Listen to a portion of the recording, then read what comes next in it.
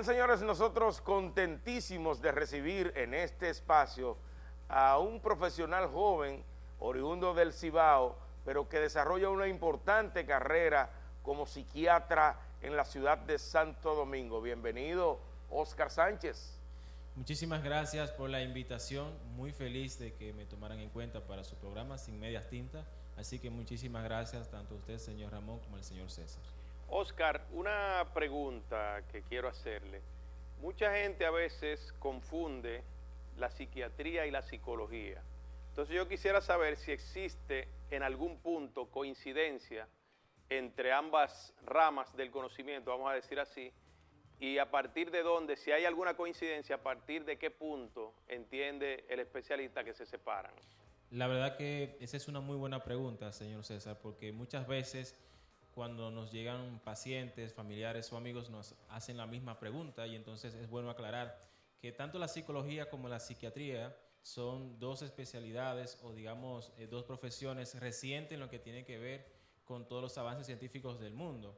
Sin embargo, aunque pertenecen a la facultad de humanidades, la psiquiatría está compuesto porque quien la ejerce es un médico y el psicólogo es un profesional que se dedica a investigar y también a tratar la conducta no relacionada con alguna enfermedad médica. En pocas palabras, a veces para decirlo en un ejemplo práctico, el psiquiatra también se compone de estos conocimientos que tiene el psicólogo, sin embargo puede prescribir un fármaco que ayude a esta enfermedad mental, mientras que el psicólogo acompaña a esta persona en su recuperación.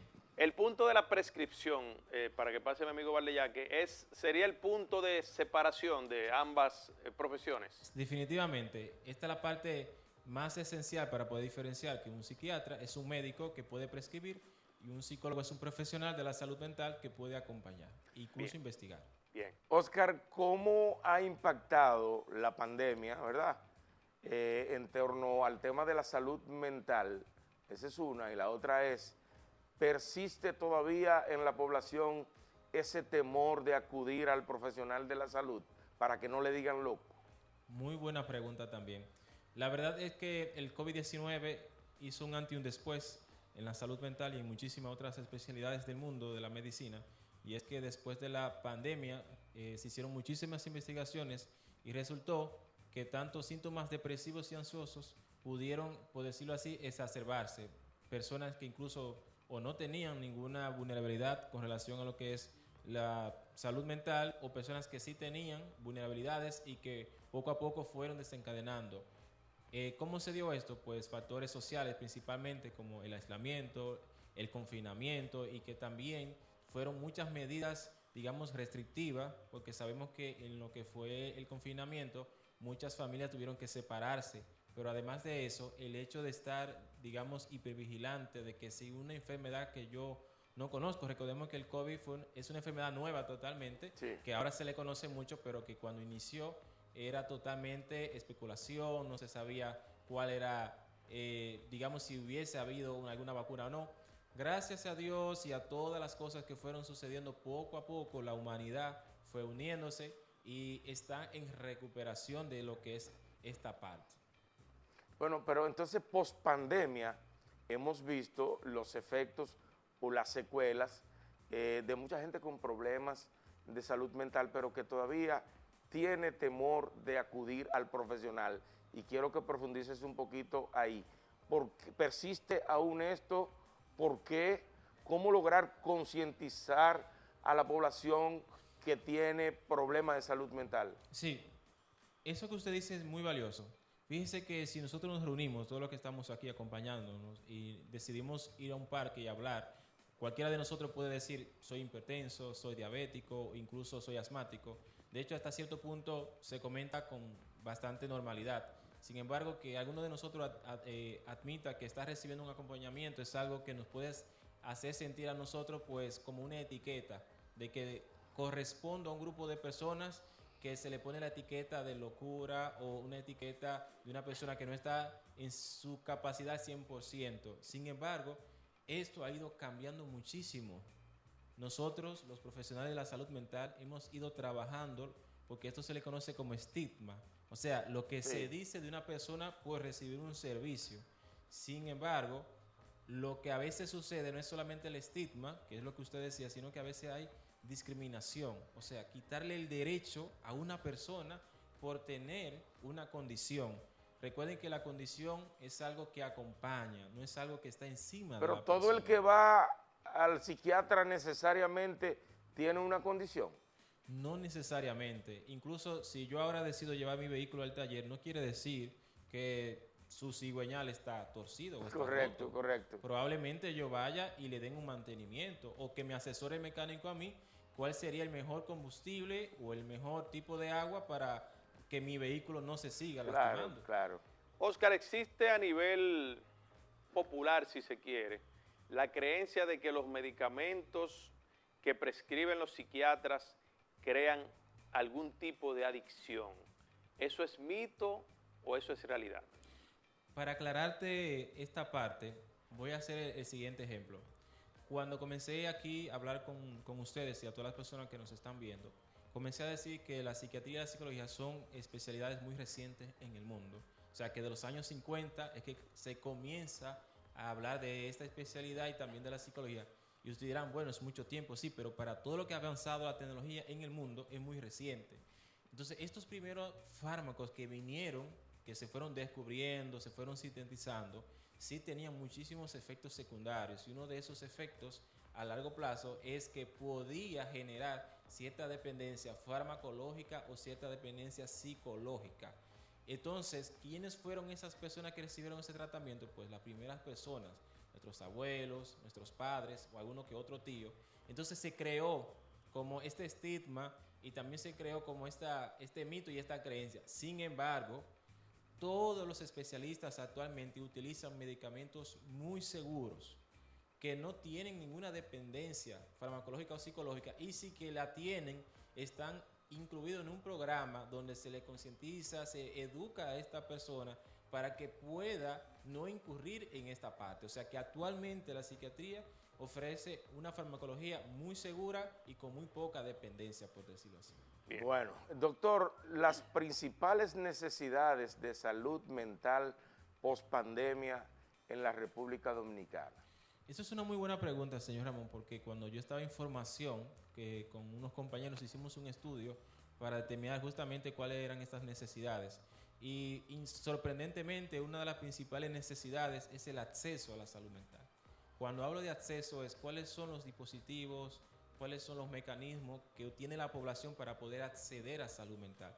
Resulta que la salud mental o psiquiatría a veces es una especialidad que se ve solamente en el tercer nivel de salud. Tercer nivel significa que son hospitales generales y grandes, ¿verdad? Hospital Moscoso Puello o Hospital Salvador Gautier. Sin embargo, la salud mental debe ir más allá para que las personas también puedan acceder a ella.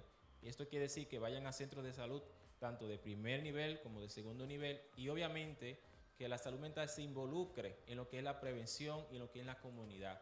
Entonces pudiéramos decir que la principal necesidad es el acceso.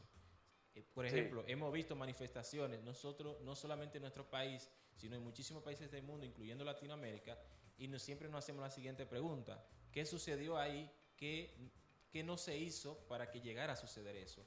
Y entonces, en la respuesta a esa pregunta está involucrado todo el mundo, no solamente nosotros, sino el Estado, las familias, las sociedades. Creo que esta es una necesidad muy imperiosa actualmente. Oscar, siguiendo con el tema post-pandemia y lo que trató mi compañero Ramón Valdeyaque, posiblemente también querríamos saber el tipo de padecimiento o el tipo de situación que más comúnmente lleva a las personas donde el psiquiatra y si regularmente la persona es consciente de que tiene algo y va solo o si necesita como que la esposa, un amigo, un familiar lo lleve a consulta.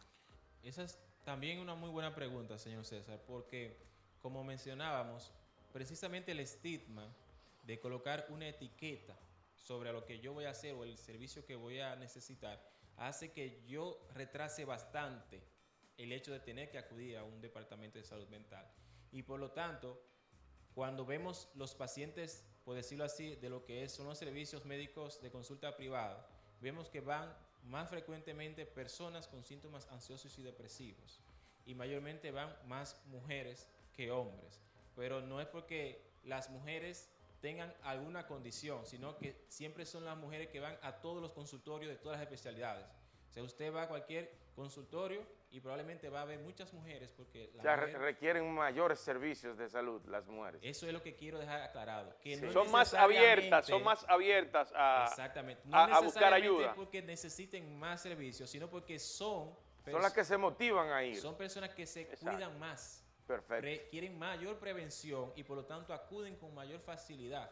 Contrario a nosotros los hombres, que muchas veces tenemos inseguridades, precisamente por cuestiones de estigma, por cuestiones de que se dan en el mismo ambiente o en la sociedad, y retrasamos bastante ir. Y cuando Sí. vamos, pues quizá el Estado, que en principio se podía resolver, pues ahora necesita mayor atención y mayor capacidad. Cuando entonces vamos al sistema público, vemos que son enfermedades establecidas que tienen grandes espectros, ya sea como el espectro de la esquizofrenia o el espectro bipolar, que muchas veces cuando están en crisis son las que causan mayor revuelo en la comunidad. O sea, es el individuo, el usuario, que por su manifestación hace cosas que tienen que intervenir o el sistema del 911 o la Policía Nacional, o tiene que venir un líder de la sociedad o varias personas y tener que llevarlo y trasladarlo a un sistema público. Sí, o sea que... O sea, este ejercicio, la idea es que podamos diferenciar por qué en el sistema público se da una cosa y por qué en el privado se da otra. Además, el hombre posterga más los temas de salud. En Esa es una realidad. todas las especialidades médicas. Esa es no una solamente realidad. en salud Por mental, eso en tanto todo. cáncer de próstata. Bueno, ¿verdad? estábamos conversando precisamente eso. Fuera del de aire. todo lo que nosotros hacemos para retardar ese momento, pero va a llegar. Doctor, un tema que nos preocupa mucho Sí. en la República Dominicana es el tema de la violencia, el tema de los feminicidios. Pudimos ver, por ejemplo, cómo un señor expresó que le había quitado la vida a tantas mujeres. Caramba, una cosa nunca vista, por lo menos en términos mediáticos en el Algo país. atroz, sí, algo atroz. de ese La modo. causa de tantos feminicidios, de tanta violencia social también en nuestro país. Eso es algo muy, muy valioso lo que usted acaba de comentar, señor Ramón. Y quiero destacar varias cosas. Cuando toquemos temas como estos, siempre hay que ser muy sensible, porque recordemos que están las personas que sobreviven a esto y las Sí, personas claro. también que son los familiares que acompañan a las víctimas de violencia. Es importante que nos demos cuenta, la psiquiatría tiene un objetivo que es tratar las enfermedades mentales. Cuando nos damos cuenta, la violencia en todas sus clasificaciones, intrafamiliar, de género, infantil, obviamente repercute en la salud mental. Entonces es un tema que donde los psiquiatras tenemos que saberlo abordar. Cuando usted hace la pregunta de las causas, cuando usted va por ejemplo, la antropología, o va por sociología o por psicología, hay diversas. Pero para nosotros, en lo que tiene que ver la salud mental, una de las principales causas por la cual la violencia continúa es porque no hay suficientes mecanismos de prevención. ¿Me doy a entender?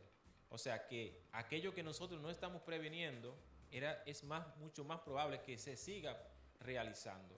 Y ahí aprovecho para hablar de lo que es la prevención en violencia, que es lo que no se está haciendo directamente en todas las escalas del sistema de salud. Bueno, y ya una vez una persona afectada por violencia, vamos a decir violencia de género, ¿cómo trabajar, cómo ayudar a esta gente a superar o a estas familias? Porque la violencia también impacta a toda la familia. Exacto. ¿Cómo ayudarlos? Precisamente, por eso quiero hablar de lo que es la prevención. La prevención primaria, lo que tiene que ver con la violencia de género, comienza cuando el acto violento aún no ha sucedido. Esto quiere decir que en las escuelas, en las comunidades, en los espacios como estos, lo que nosotros venimos para comunicarnos con las personas, que todavía no ha sucedido el acto violento, nosotros podemos prevenir, o sea, educar niños, niñas, adolescentes, padres y abuelos, de cómo nosotros podemos disminuir todos esos factores que se relacionan con violencia. Porque ¿cuáles son los factores que se relacionan con violencia? Cuando tenemos cuestiones socioeconómicas, cuando tenemos desempleo, cuando tenemos temas incluso de salud mental como trastornos de personalidad, consumo de sustancias, digamos, ilícitas que nos pueden llevar a estas cuestiones. Entonces, cuando no ha ocurrido todavía el acto violento, es un momento muy bueno. Esto quiere decir que si nosotros somos uno de los países donde más ocurren feminicidios, debiéramos ser también uno de los más países donde más escuelas intervienen. Sí. Como que es un poco lógico, pero no siempre sucede así. Y repito, no se trata solamente desde la responsabilidad de una parte, sino que somos todos. ¿Qué estoy haciendo yo en mi casa? ¿Qué estoy haciendo yo en mi oficina? ¿Qué estoy haciendo yo en la posición que estoy? Ya sea en el Estado o también como profesional. La segunda etapa de la prevención de violencia de género es cuando el acto violento no ha sucedido, pero está a punto de suceder. Esto quiere decir que debemos identificar cuáles son estas comunidades que por experiencia y por estudio han demostrado que ocurren más actos violentos. Entonces, cuando estudiamos son parejas, familias con extrema pobreza, con poca educación o que no tienen empleo. Entonces, debemos identificar estas familias donde todavía no ha ocurrido el acto violento, pero que podemos intervenir para que no llegue a suceder. En la tercera escala de prevención es cuando ya el acto sucedió, que era justamente la pregunta que usted me hizo. Entonces ahí intervenimos nosotros, porque justamente estas víctimas de violencia tienen lo que se llama que son revictimizadas constantemente, porque del hecho de ser víctima de violencia, tener que ir a la fiscalía, tener que hacer un proceso de denuncia, que tener que dar publicaciones en redes sociales, en los medios, que la sociedad sepa que esta persona fue víctima de violencia y por los medios que fue víctima, o muchas veces padece su vida en ese proceso, eso hace entonces que la víctima tienda a no recurrir a buscar esto. Por lo tanto... Para no exponerse. Para no exponerse. Por lo tanto, nosotros los profesionales de salud mental intervenimos de manera individual con estas personas y también con grupos psicosociales, terapia de grupo, especializado en lo que tiene que ver con víctimas de violencia y también con aportes comunitarios para que estas personas puedan continuar con sus vidas. Parte importante, en cualquier prevención o cualquier solución que se le quiera dar a un problema y no esté el concepto de programa, es muy probable que no funcione. ¿Por qué le digo esto?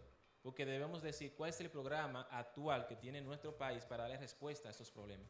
Sí. No es decir, haremos esto porque vemos que se está dando este fenómeno en esta temporada y porque hay ciertas condiciones políticas que me benefician para yo hacer una respuesta a esto. Que haya una sistematización, que haya una el seguimiento y el ataque a su caso. Sí, que esté establecida y que las personas digan, cuando salen del programa, yo he tenido respuesta, puedes llamar, puedes ir. Muy interesante. Y eso va a hacer que la gente se acerque más a la prevención. Tenemos la presencia con nosotros del psiquiatra Oscar Sánchez. En relación a uno de los temas importantes también de salud mental, el tema de la depresión. El tema de la depresión, ¿qué porcentaje aproximadamente de la población sufre de depresión? ¿Qué síntomas puede percibir la familia de una persona que está afectada por la depresión? Y también si requiere, por lo general, una persona que está depresiva, un acompañamiento para ir a visitar un profesional de la salud mental. Esa es una muy buena pregunta. Incluso cuando se hizo aquí un informe de salud mental en la República Dominicana, se quedó demostrado que hasta un 20% de la población en nuestro país tiene algún tema respecto a lo que tiene que ver con la salud mental y que desde hasta un 4 o un 6% de esos tienen que ver con un tema ya sea de ansiedad o depresión. Pero cuando nosotros hacemos un cálculo, eso es muchas personas. Sí, o sea, estamos hablando de una gran población. Claro. ¿Qué quiere decir esto? Entonces, que sí es importante. Y quiero resaltar que a veces tenemos síntomas depresivos, pero que no necesariamente componen una depresión. Sí. Porque muchas personas van a sus escuelas, trabajos, sí saben que tienen algo, como puede ser que se sientan un ánimo decaído, que no estén durmiendo bien. Tristeza, pudiéramos catalogar. Y ni siquiera menciono tristeza porque a veces lo que sucede es que estoy irritable. Sí. Y no sé por qué. Pero cuando llegamos a la consulta nos damos cuenta porque hacemos una exploración tanto social, psicológica y hasta biológica. Entonces esto me permite a mí entender que yo puedo tener una sintomatología depresiva o ansiosa sin todavía entrar dentro de lo que es, por decirlo así, el trastorno. Porque esta es la parte importante, cuando ya es un trastorno. Entonces si esos síntomas, por decirlo así, componen y hacen que su ciclo funcional, o sea, todo lo que usted hace normalmente ya no lo está realizando. Esto quiere decir que ya usted no tiene capacidad de poder estar en su trabajo, de concentrarse, claro, de que no tiene su estado de ánimo adecuado para responder a las necesidades que antes usted respondía, que su sueño ahora no es regular y que incluso tiene pensamientos e ideas que usted dice no son propias de mí. Suicidas, fatales a veces. Pensamientos, como decimos en el argot, negativos, pero obviamente que atentan contra la calidad de vida o la misma vida. Entonces aquí sí podemos decir, hay un trastorno del estado de ánimo que probablemente tenga que ver con depresión, puede haber que sea con distimia o incluso con una depresión atípica. ¿Se trata con medicación la depresión o simplemente quizás una consulta, conversar con la persona o hay una medicación particular para esos casos? Siempre es integral.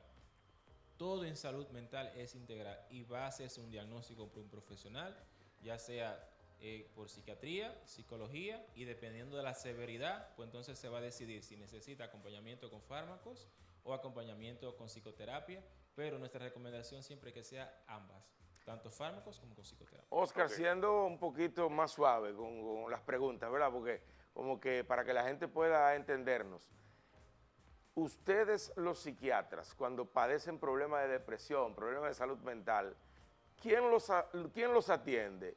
¿Se autocuran ustedes mismos o van a donde un colega? Yo te voy a responder por mí. Sí. Yo tengo mi profesional de la salud mental. Perfecto, o sea que tú tengo vas mi donde tu médico. Claro que sí. Yo entiendo que obviamente si yo me dedico a hacer las cosas sobre mí mismo habrá un gran sesgo. Y hay cosas que nunca voy a ver. Incluso esto está definido hace mucho tiempo. Claro. Ahora bien, ¿qué está pasando? ¿A qué tú le atribuyes o qué se puede hacer para evitar tanta violencia los fines de semana, tantos teteos y tantas personas que pierden la vida? ¿Tendrá esto que ver con la salud mental de las personas? Porque hay gente que pasa de lunes a viernes una vida muy normal en su trabajo y de repente llega el viernes en la noche, llega el sábado y el domingo y parecen ponerse locos. Oscar, ¿salud mental o que cambien la marca? Sería la respuesta para Ramón Valdellay. No. La verdad que todos nosotros, incluido nuestro país, tenemos algunos numeritos que no nos sentimos muy orgullosos y uno de esos es que somos uno de los países con más accidentes en Latinoamérica. Y lo terrible es que lo hemos normalizado. Sí. Que creemos que es tan normal cuando vemos los otros países de Latinoamérica, países gigantes que tienen pocos accidentes, y cuando evaluamos, la mayoría de esos accidentes se dan bajo la influencia de sustancias. Sí. Entonces, cuando hacemos un mapeo, sabemos que esas personas tienen una tendencia a accidentarse en ciertas áreas geográficas. Entonces, ¿qué estamos nosotros haciendo?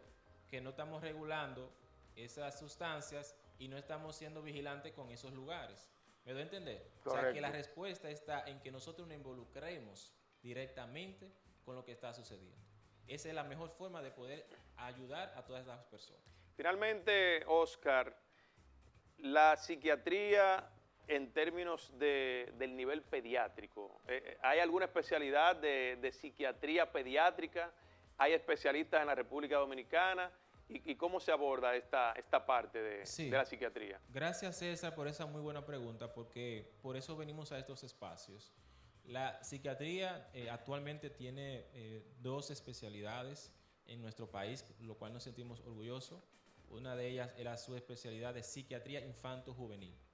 Eso es importante aclarar. La pediatría se encarga de todo lo que tiene que ver con las enfermedades propias del niño y adolescente.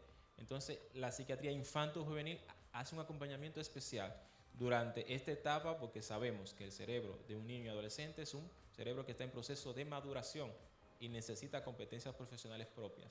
Y por otro lado está la subespecialidad médica de psiquiatría forense, que no tiene que ver nada con cadáveres, sino más bien con aspecto legal, del cual incluso yo me estoy formando actualmente, y esto ha permitido que nuestra psiquiatría se haya expandido y ha crecido en un país, cuando comparamos con otros países que ni siquiera tienen sus especialidades, pues nosotros la tenemos, gracias a los avances que hemos tenido, y lo cual nos sentimos muy orgullosos. Bueno, nosotros de verdad que nos sentimos contentos y a la vez orgullosos de tenerte aquí, porque esta ha sido una muy buena conversación y nosotros le debemos al público, ¿verdad?, temas con esta calidad. ¿Dónde puede la gente consultarse con el doctor Oscar Sánchez? Le agradezco. Pueden visitarnos tanto en las redes sociales como Mi Emocionalmente, en Instagram y ahí podrán ver que estoy ubicado tanto en la zona universitaria, en el Centro Psicológico Calma Alma, como también en el Centro Diagnóstico CEDIEN en la Avenida Prolongación 27 de febrero frente al Supermercado Bravo. Ahí estamos a sus órdenes. Bueno, un mensajito final a la población dominicana que, caramba, tanto padece de violencia en los últimos tiempos. Es importante que seamos curiosos y que nos demos cuenta qué es lo que realmente no estoy haciendo para que estos eventos sigan haciendo. ¿Qué puedo yo hacer desde mi posición para cada día disminuir lo que es la violencia? Bueno, César. Un gran programa, Valeyaque, sin dudas. Tremendo con el doctor profesional, Oscar Sánchez, joven de nuestro país, del Cibao, ¿verdad? buen expositor, Sí, tremendo, tremendo. muy buen expositor, Bueno, y un programa bien interesante. agradecidos de la sintonía de cada uno de ustedes. Así es que en el canal de YouTube usted le da, ¿verdad? Y comparte, además comenta sobre nuestros comentarios y sobre esta entrevista. Bye bye.